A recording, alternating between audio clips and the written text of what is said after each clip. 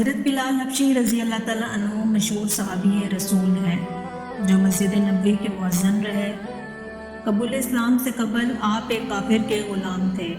اسلام پر جب آپ ایمان لے آئے تو آپ کو طرح طرح کی تکلیفیں دی جانے لگیں۔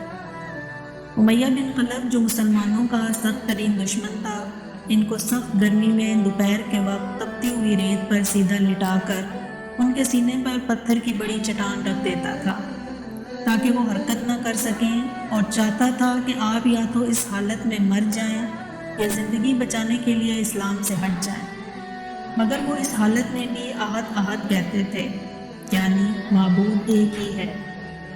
رات کو زنجیروں میں باندھ کر کوڑے لگائے جاتے اور اگلے دن ان زخموں کو گرم زمین پر ڈال کر اور زیادہ زخمی کیا جاتا تاکہ بے قرار ہو کر اسلام سے پھر جائیں۔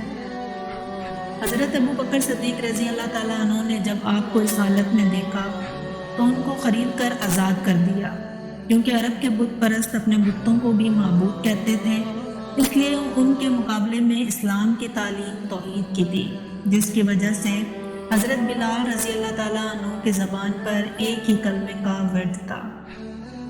اس کا یہ صلہ ملا کہ پھر حضور اکرم صلی اللہ علیہ وسلم کے دربار میں مؤذن بنے اور سفر و حضر میں ہمیشہ اذان کی خدمت ان کے سپرد ہوئی۔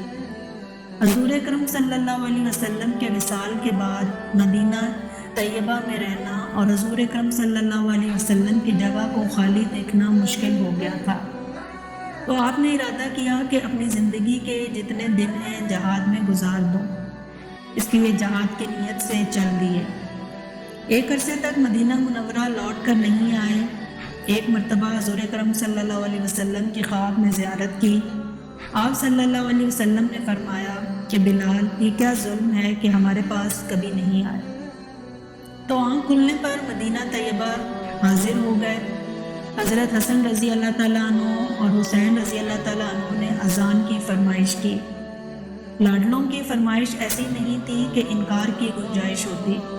جب آپ نے اذان کہنا شروع کی تو مدینے میں حضور اکرم صلی اللہ علیہ وسلم کے زمانے کی اذان کانوں سن کر کوہرام مچ گیا۔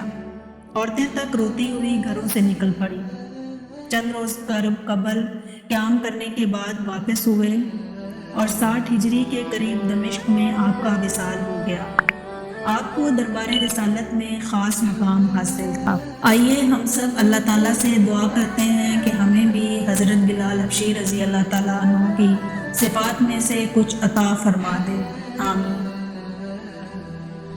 امید کرتی ہوں کہ آج کی ویڈیو بھی آپ کو اچھی لگی ہوگی۔ اگر آپ کو ویڈیو اچھی لگی ہو تو ویڈیو کو لائک کر دیں اور کمنٹ میں اپنے رائے کا اظہار کر دیں کہ آپ کو ہماری ویڈیو کیسی لگی، اور ہمارے چینل کو سبسکرائب کر دیں۔ نیکسٹ ویڈیو میں آنے تک کے لیے اللہ حافظ۔